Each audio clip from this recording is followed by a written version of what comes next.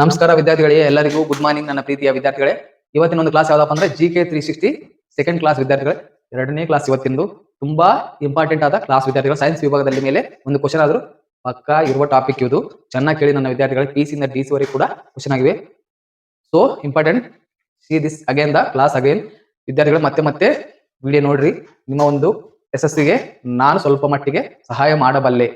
ದಯವಿಟ್ಟು ಚೆನ್ನಾಗಿ ಕೇಳಿ. ಸಾಧನಗಳು, ಈ ಸಾಧನಗಳು ಲ್ಯಾಕ್ಟೋಮೀಟರ್, ಅಲ್ಟಿಮೀಟರ್, ಗ್ಯಾಲ್ವನೋಮೀಟರ್, ಪ್ರೈಮೋಮೀಟರ್, ಬ್ಯಾರೋಮೀಟರ್, ಇವೆಲ್ಲ ಯಾಕೆಪ್ಪ? ಇವೆಲ್ಲ ವಿಜ್ಞಾನಿಗಳು ಯಾಕೆ ಇದನ್ನು ಕಂಡುಕೊಳ್ಳಿದ್ದಾರೆ ಅಂದ್ರೆ, ನಮ್ಮ ಒಂದು ಪ್ರಪಂಚದಲ್ಲಿ ಆಗುವ ಅನಾಹುತಗಳನ್ನು ತಡೆಯಲು ರಿಕ್ಟರ್ ಮಾಪಕವನ್ನು, ಭೂಕಂಪದ ತೀವ್ರತೆಯನ್ನು ಅಳೆಯಲು ಉಪಯೋಗಿಸುತ್ತಾರೆ. ಅದರ ಜೊತೆ ಬ್ಯಾರೋಮೀಟರ್ ಸಮುದ್ರದ ತೀವ್ರತೆಯನ್ನು, ವಾತಾವರಣದ ತೀವ್ರತೆಯನ್ನು ಅಳೆಯಲು ಉಪಯೋಗಿಸುತ್ತಾರೆ. ಲ್ಯಾಕ್ಟೋಮೀಟರ್ ಹಾಲಿನ ಒಂದು ಸಾಂದ್ರತೆಯನ್ನು ಅಳೆಯಲು ಉಪಯೋಗಿಸುತ್ತಾರೆ. ಇದೇ ತರ ಹಲವಾರು ಎಕ್ಸಾಮ್ ಅಲ್ಲಿ ಸಾಮಾನ್ಯ ಜ್ಞಾನದ ಬಗ್ಗೆ, ವಿಜ್ಞಾನದ ಸಾಮಾನ್ಯ ಜ್ಞಾನದ ಬಗ್ಗೆ ಕ್ವಶನ್ ಆಗುತ್ತೆ ವಿದ್ಯಾರ್ಥಿ. ದಯವಿಟ್ಟು ಚೆನ್ನಾಗಿ ಕೇಳಿ ನನ್ನ ಪ್ರೀತಿಯ ವಿದ್ಯಾರ್ಥಿಗಳೇ. ಅದೇ ರೀತಿ ಅಲ್ಟಿಮೀಟರ್ ಏನಪ್ಪಾ? ಇದು ಸಾಕಷ್ಟು ಬಾರಿ PC ಇಂದ DC ವರೆಗೂ 5 ಸಲ ಕ್ವಶನ್ ಆಗಿದೆ. 2024 ಸಾಕಷ್ಟು ಬಾರಿ PC ಕ್ವಶನ್, ಪೊಲೀಸ್ ಕಾನ್ಸ್ಟೇಬಲ್ ಅಲ್ಲಿ ಡೈರೆಕ್ಟ್ ಕ್ವಶನ್ ಆಗಿದೆ ಮತ್ತು KPSC ಅಲ್ಲಿ 3 ಬಾರಿ ಕ್ವಶನ್ ಆಗಿದೆ. PC ಅಲ್ಲಿ 4 ಬಾರಿ ಆಗಿದೆ. ಸಾಕಷ್ಟು ಬಾರಿ ಕ್ವಶನ್ ಆಗಿದೆ ವಿದ್ಯಾರ್ಥಿಗಳೇ, ದಯವಿಟ್ಟು ಚೆನ್ನಾಗಿ ಕೇಳಿ. ಈ ಅಲ್ಟಿಮೀಟರ್, ಈ ಒಂದು ಸಾಧನವನ್ನು ಯಾಕೆ ಬಳಸುತ್ತಾರೆ ಅಂದ್ರೆ, ಅಲ್ಟಿಮೀಟರ್ ಅನ್ನು ಯಾಕೆ ಬಳಸುತ್ತಾರಪ್ಪ ಅಂದ್ರೆ, ಎತ್ತರವನ್ನು ಅಳೆಯಲು. ಇವಾಗ ಯಾವುದೇ ಒಂದು ಮಿಷಿನ್ ಇರುತ್ತೆ, ಆ ಎತ್ತರವನ್ನು ಅಳೆಯಲು ಇವಾಗ ಏನಾದ್ರು ಡ್ರೋನ್ ಕ್ಯಾಮರಾ ಇರುತ್ತೆ, ಅದರ ಎತ್ತರ ಎಷ್ಟಪ್ಪ, ಇಲ್ಲಾಂದ್ರೆ ಯಾವುದೋ ಒಂದು ವಿಮಾನ ಇರುತ್ತೆ, ಅದು ಎಷ್ಟು ಎತ್ತರಕ್ಕೆ ಹೋಗಿದೆ ಎಂಬುದು ತಿಳಿಯಲು ಯಾವ ಸಾಧನವನ್ನು ಬಳಸುತ್ತಾರಪ್ಪ ಅಂದ್ರೆ ಅಲ್ಟಿಮೀಟರ್ ಅನ್ನು ಬಳಸುತ್ತಾರೆ. ಇದು ಕೂಡ ಸಾಕಷ್ಟು ಬಾರಿ ಎಕ್ಸಾಮ್ ಅಲ್ಲಿ ಕ್ವಶನ್ ಆಗಿದೆ ವಿದ್ಯಾರ್ಥಿಗಳಿಗೆ. ಎತ್ತರವನ್ನು ಅಳೆಯಲು ಉಪಯೋಗಿಸುವ ಮಾನ ಯಾವುದಪ್ಪ ಅಂದ್ರೆ ಅಲ್ಟಿಮೀಟರ್. ಚೆನ್ನಾಗಿ ಕೇಳಿ ನನ್ನ ಪ್ರೀತಿಯ ವಿದ್ಯಾರ್ಥಿಗಳು, ಎತ್ತರವನ್ನು ಅಳೆಯಲು ಉಪಯೋಗಿಸುವ ಸಾಧನ ಯಾವ್ದಪ್ಪ ಅಂದ್ರೆ ಅಲ್ಟಿಮೀಟರ್. ಎತ್ತರವನ್ನು ಅಳೆಯಲು ಉಪಯೋಗಿಸುವ ಸಾಧನ ಯಾವ್ದಂತ 4 ಆಪ್ಷನ್ ಕೊಟ್ಟು ಈ ಒಂದು ಕ್ವಶನ್ ಕೊಡ್ತಾರೆ. ಯಾವ್ದಪ್ಪ ಅಂದ್ರೆ ಅಲ್ಟಿಮೀಟರ್ ಕೊಡ್ತಾರೆ, ಬ್ಯಾರೋಮೀಟರ್ ಎಲ್ಲ ಕೊಟ್ಟು ಸರಿಯಾದ ಆನ್ಸರ್ ಯಾವ್ದಪ್ಪ ಅಂದ್ರೆ, ಸರಿಯಾದ ಉತ್ತರ ಯಾವ್ದಪ್ಪ ಅಂದ್ರೆ ಅಲ್ಟಿಮೀಟರ್. ಎತ್ತರವನ್ನು ಅಳೆಯಲು ಉಪಯೋಗಿಸುವ ಮಾನ ಯಾವ್ದಪ್ಪ ಅಂದ್ರೆ ಅಲ್ಟಿಮೀಟರ್. ಎತ್ತರ ಸಾಕಷ್ಟು ಸಲ ಎಕ್ಸಾಮ್ ಅಲ್ಲಿ ರಿಪೀಟ್ ಆಗಿದೆ. ಮುಂದೆ ಬರುವ ಪೊಲೀಸ್ ಕಾನ್ಸ್ಟೇಬಲ್ ಅಲ್ಲಿ, BA ಅಥವಾ KPS ಎಕ್ಸಾಮ್ ಅಲ್ಲಿ ಪುನಃ ಕೇಳಬಹುದು ವಿದ್ಯಾರ್ಥಿಗಳೇ. ದಯವಿಟ್ಟು ಚೆನ್ನಾಗಿ ಕೇಳಿ. ಅಲ್ಟಿಮೀಟರ್, ಎತ್ತರವನ್ನು ಉಪಯೋಗಿಸುವ ಮಾನ ಯಾವ್ದಪ್ಪ ಅಂದ್ರೆ ಅಲ್ಟಿಮೀಟರ್. ಎತ್ತರವನ್ನು ಕಂಡುಹಿಡಿಯುವ ಮಾನ ಯಾವ್ದಪ್ಪ, ಸಾಧಕ ಯಾವ್ದಪ್ಪ ಅಂದ್ರೆ ಅಲ್ಟಿಮೀಟರ್. ಅದೇ ರೀತಿ ವಿದ್ಯಾರ್ಥಿಗಳೇ, ಅನಿಮೋಮೀಟರ್, ತುಂಬಾ ಸಲ ಕ್ವಶನ್ ಆದ ಪ್ರಶ್ನೆ ಇದು. ಅನಿಮೋಮೀಟರ್ ವೇಗವನ್ನು, ಗಾಳಿಯ ವೇಗವನ್ನು ಅಳೆಯುವ ಮಾನ ಯಾವ್ದಪ್ಪ ಅಂದ್ರೆ ಅನಿಮೋಮೀಟರ್. ಗಾಳಿಯ ವೇಗವನ್ನು ಅಳೆಯುವ ಮಾನ ಯಾವ್ದಪ್ಪ ಅಂದ್ರೆ ಅನಿಮೋಮೀಟರ್. ತುಂಬಾ ಸಲ ಎಕ್ಸಾಮ್ ಅಲ್ಲಿ ಪದೇ ಕ್ವಶನ್ ಆದ ಒಂದು ಆನ್ಸರ್ ಯಾವ್ದಪ್ಪ ಅಂದ್ರೆ ಅನಿಮೋಮೀಟರ್. ಈ ಒಂದು ಆನ್ಸರ್ ಯಾವ್ದಕ್ಕೆ ಆಗಿದಪ್ಪ ಅಂದ್ರೆ, ಗಾಳಿಯ ವೇಗವನ್ನು ಅಳೆಯುವ ಮಾನ ಯಾವ್ದಪ್ಪ ಅಂದ್ರೆ ಅನಿಮೋಮೀಟರ್. ವಿದ್ಯಾರ್ಥಿಗಳೇ ಚೆನ್ನಾಗಿ ಕೇಳಿ ನನ್ನ ಪ್ರೀತಿಯ ವಿದ್ಯಾರ್ಥಿಗಳೇ. PC ಇಂದ DC ವರೆಗೂ ಕ್ವಶನ್ ಆಗುವ 2000ರಿಂದ 2024 ಅಂದ್ರೆ 24 ವರ್ಷದ ಪೇಪರ್ ಅನ್ನು ಕೂಡ ನಾನು ರೆಡಿ ಮಾಡಿ ಕ್ಲಾಸ್ ಮಾಡಕತ್ತೀನಿ. ಚೆನ್ನಾಗಿ ಕೇಳಿ ವಿದ್ಯಾರ್ಥಿಗಳೇ. ಈ ಕ್ಲಾಸ್ ಅನ್ನು ದಯವಿಟ್ಟು ಸದುಪಯೋಗ ಮಾಡಿಕೊಳ್ಳಿ, ವೇಸ್ಟ್ ಮಾಡ್ಕೊಳ್ಬೇಡಿ ವಿದ್ಯಾರ್ಥಿಗಳೇ. ಯಾವುದೋ ಒಂದು ವಿಡಿಯೋ ನೋಡಬಹುದು, ಈ ಒಂದು ವಿಡಿಯೋ ನೋಡಿದ್ರೆ ನಮ್ಗೆ ನಾಲೆಜ್ ಬರುತ್ತೆ. ದಯವಿಟ್ಟು ಚೆನ್ನಾಗಿ ಕೇಳಿ. ಅನಿಮೋಮೀಟರ್ ಅನ್ನು ಯಾವುದಕ್ಕೆ ಬಳಸುತ್ತಾರೆ ಅಂದ್ರೆ, ಗಾಳಿಯ ವೇಗವನ್ನು ಅಳೆಯುವ ಮಾನ ಯಾವ್ದಪ್ಪ ಅಂದ್ರೆ ಅನಿಮೋಮೀಟರ್. ಯಾವ್ದಪ್ಪ ಅಂದ್ರೆ ಗಾಳಿಯ ವೇಗವನ್ನು ಅಳೆಯಲು ಉಪಯೋಗಿಸುವ ಮಾನ ಯಾವ್ದಪ್ಪ ಅಂದ್ರೆ ಅನಿಮೋಮೀಟರ್. ಅದೇ ರೀತಿ ಆಡಿಯೋಮೀಟರ್, ವಾಯ್ಸ್ ಅಂದ್ರೆ ಧ್ವನಿಯ ತೀವ್ರತೆ ಅಂದ್ರೆ ನಮ್ಮ ಧ್ವನಿ ಎಷ್ಟು ಬರುತ್ತೆ ಎಂದು ಅಳೆಯಲು ಉಪಯೋಗಿಸುವ ಮಾನ ಯಾವ್ದಪ್ಪ ಅಂದ್ರೆ, ನನ್ನ ಒಂದು ವಾಯ್ಸ್ ಎಷ್ಟು ಬರುತ್ತೆ ಎಂದು ತಿಳಿಯಲು ಉಪಯೋಗಿಸುವ ಮಾನ ಯಾವ್ದಪ್ಪ ಅಂದ್ರೆ ಆಡಿಯೋಮೀಟರ್. ತುಂಬಾ ಸಲ ಎಕ್ಸಾಮ್ ಅಲ್ಲಿ ಒಂದಿಸಿ ಬರೆಯಿರೋ ಅನ್ನೋದು ಕಾನ್ಸೆಪ್ಟ್ ಅಲ್ಲಿ ಎಲ್ಲಾ ಕ್ವಶನ್ ಆಗಿದೆ ವಿದ್ಯಾರ್ಥಿಗಳು. 1 ಮಾರ್ಕ್ಸ್ ಕೂಡ ತುಂಬಾ ಇಂಪಾರ್ಟೆಂಟ್ ವಿದ್ಯಾರ್ಥಿಗಳೇ. ಆಡಿಯೋಮೀಟರ್ ಅನ್ನೋದು ವಾಯ್ಸ್ ಅಂದ್ರೆ ಧ್ವನಿಯ ತೀವ್ರತೆ, ಅಂದ್ರೆ ಧ್ವನಿ ಎಷ್ಟು ಬರುತ್ತೆ. ಇವಾಗ ಬಾವುಲಿ ಅದೊಂದು ಧ್ವನಿ MH ಇರುತ್ತೆ, ಅದೇ ರೀತಿ ಎಷ್ಟು ಧ್ವನಿಯ ಆವೃತ್ತಿಯನ್ನು ಎಷ್ಟು ಬರುತ್ತೆ ಅಂತ ತಿಳಿಯಲು ಆಡಿಯೋಮೀಟರ್ ಅನ್ನು ಉಪಯೋಗಿಸುತ್ತಾರೆ. ಆಡಿಯೋಮೀಟರ್ ಅನ್ನು ಧ್ವನಿಯ ತೀವ್ರತೆಯನ್ನು ಉಪಯೋಗಿಸಲು ಆಡಿಯೋಮೀಟರ್ ಅನ್ನು ಉಪಯೋಗ ಮಾಡುತ್ತೇವೆ. ಅದೇ ರೀತಿ ಬ್ಯಾರೋಮೀಟರ್. ಈ ಬ್ಯಾರೋಮೀಟರ್ ಕೂಡ ಅನೇಕ ಸಲ ಎಕ್ಸಾಮ್ ಅಲ್ಲಿ ಬಂದಿದೆ. ಯಾಕಪ್ಪ ಅಂದ್ರೆ ವಾತಾವರಣದ ಒತ್ತಡ. ನಾನು ಶಾರ್ಟ್ ಕಲರ್ ಅಲ್ಲಿ ಬರ್ತೀನಿ ವಿದ್ಯಾರ್ಥಿಗಳೇ, ಯಾಕಂದ್ರೆ ಟೈಮ್ ಸೇವ್ ಆಗಬೇಕು. ನಿಮ್ಮ ಒಂದು ಕಾಂಪಿಟೇಟಿವ್ ಜಗತ್ತಿನಲ್ಲಿ ಟೈಮ್ ಸ್ವಲ್ಪ ಇರುತ್ತೆ, ಅದರಿಂದ ಶಾರ್ಟ್ ಕಲರ್ ಅಲ್ಲಿ ಹೇಳ್ಕತ್ತೀನಿ. ವಾತಾವರಣದ ಒತ್ತಡವನ್ನು ಬಳಸುವ ಮಾನ ಯಾವ್ದಪ್ಪ ಅಂದ್ರೆ ಬ್ಯಾರೋಮೀಟರ್. ವಾತಾವರಣದ ತೀವ್ರತೆ ಅಥವಾ ಒತ್ತಡವನ್ನು ಕಂಡುಹಿಡಿಯಲು ಯಾವ ಮಾನವನ್ನು ಬಳಸುತ್ತಾರೆ ಅನ್ನೋ ಸಾಕಷ್ಟು ಸಲ ಎಕ್ಸಾಮ್ ಅಲ್ಲಿ ಕ್ವಶನ್ ಆಗಿದೆ. ಬ್ಯಾರೋಮೀಟರ್ ಅನ್ನು ಬಳಸುತ್ತೇವೆ. ಅದೇ ರೀತಿ ವಿದ್ಯಾರ್ಥಿ ಬೋಲೋಮೀಟರ್, ಇಲ್ಸ್ಟ್ರೇಟ್ ಎಂಬ ಒಂದು ಸಾಧನವನ್ನು ಕಂಡುಹಿಡಿಯಲ್ಲ. ಅಂದ್ರೆ ಇಲ್ಸ್ಟ್ರೇಟ್ ಅಂದ್ರೆ ಕನ್ನಡದಲ್ಲಿ ಏನಂತಾರಪ್ಪ ಅಂದ್ರೆ ಈಟ್ ಎಂದು ಕರೆಯುತ್ತೇವೆ.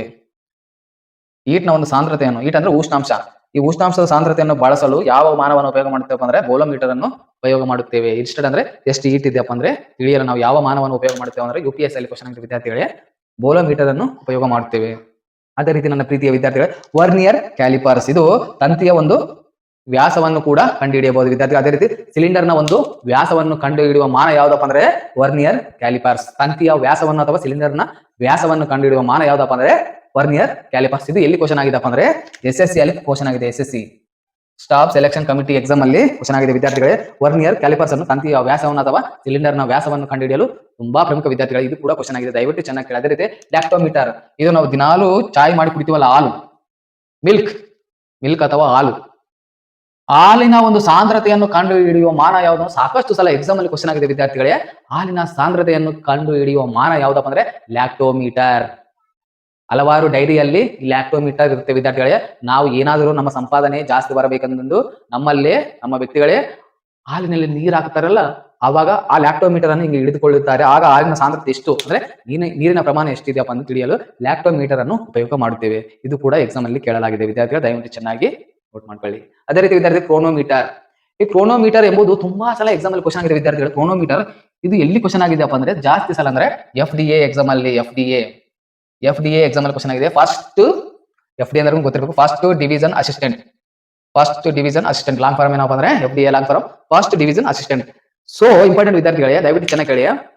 ಕ್ರೋನೋಮೀಟರ್ ಅನ್ನು ಹಡಗಿನ ರೇಖಾಂಶವನ್ನು ಕಂಡು ಹಿಡಿಯಲು ಕ್ರೋನೋಮೀಟರ್ ಅನ್ನು ಉಪಯೋಗಿಸುತ್ತೇವೆ. ಅಂದ್ರೆ ಸಮುದ್ರದಲ್ಲಿ ಪ್ರಯಾಣ ಮಾಡುತ್ತಿರುವ ಹಡಗಿನ ರೇಖಾಂಶವನ್ನು ಪರೀಕ್ಷಿಸಲು ಅಥವಾ ಒಂದು ನಿಯಂತ್ರಣ ಮಾಡಲು ಯಾವುದನ್ನು ಉಪಯೋಗಿಸುತ್ತಾರೆ? ಸಾಕಷ್ಟು ಬಾರಿ ಕ್ವಶನ್ ಆಗಿದೆ. ಯಾವ್ದಪ್ಪ ಅಂದ್ರೆ ಕ್ರೋನೋಮೀಟರ್ ಅನ್ನು ಉಪಯೋಗ ಮಾಡುತ್ತೇವೆ. ಅನೇಕ ಸಲ ಕ್ವಶನ್ ಆಗಿದೆ. ಹಡಗಿನ ರೇಖಾಂಶವನ್ನು ತಿಳಿಯಲು ಯಾವ ಮಾನವನ್ನು ಉಪಯೋಗಿಸುತ್ತಾರೆ ಅಂದ್ರೆ ಕ್ರೋನೋಮೀಟರ್ ಅನ್ನು ಉಪಯೋಗ ಮಾಡುತ್ತೇವೆ ವಿದ್ಯಾರ್ಥಿಗಳೇ. ಸಾಕಷ್ಟು ಸಲ ಎಕ್ಸಾಮ್ ಅಲ್ಲಿ ಪದೇ ಕ್ವಶನ್ ಆಗಿದೆ ವಿದ್ಯಾರ್ಥಿಗಳು, ದಯವಿಟ್ಟು ಚೆನ್ನಾಗಿ ಕೇಳಿ. ಅದೇ ರೀತಿ ವಿದ್ಯಾರ್ಥಿಗಳು ಯಾವುದೇ ಒಂದು ಕಾಂಪಿಟೇಟಿವ್ ಜಗತ್ತಿನಲ್ಲಿ ಪದೇ ಕ್ವಶನ್ ಆಗುವ ಚಾನ್ಸ್ ಜಾಸ್ತಿ ಇರುತ್ತೆ ವಿದ್ಯಾರ್ಥಿಗಳು, ದಯವಿಟ್ಟು ಚೆನ್ನಾಗಿ ಕೇಳಿ ನನ್ನ ಪ್ರೀತಿಯ ವಿದ್ಯಾರ್ಥಿಗಳು. ಅದೇ ರೀತಿ ಈ ಸೈನ್ಸ್ ವಿಭಾಗದಲ್ಲಿ ಒಂದ್ಸಲ ಏನಾಗಿದೆಪ್ಪ ಅಂದ್ರೆ ಫೆಬ್ರವರಿ 28 ಸೈನ್ಸ್ ಡೇ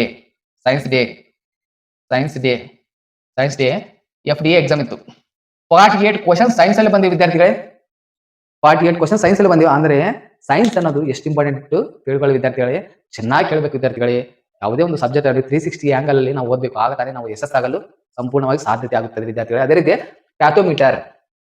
ಪ್ಯಾಥೋಮೀಟರ್ ಕೂಡ ತುಂಬಾ ಇಂಪಾರ್ಟೆಂಟ್ ವಿದ್ಯಾರ್ಥಿ. ಪ್ಯಾಥೋಮೀಟರ್ ನೀರಿನ ಒಂದು ಆಳವನ್ನು, ಅಂದ್ರೆ ನೀರಿನಲ್ಲಿ ಯಾವುದೇ ಒಂದು ಹಡಗು ಮುಳುಗುತ್ತದಲ್ಲ, ಆ ಒಂದು ಹಡಗನ್ನು ಉಪಯೋಗಿಸಲು ಅಂದ್ರೆ ನೀರಿನ ಒಂದು ಆಳವನ್ನು ತಿಳಿಯಲು ಯಾವ ಮಾನವನ್ನು ಉಪಯೋಗ ಮಾಡುತ್ತೇವೆ ಅಂದ್ರೆ ಪ್ಯಾಥೋಮೀಟರ್.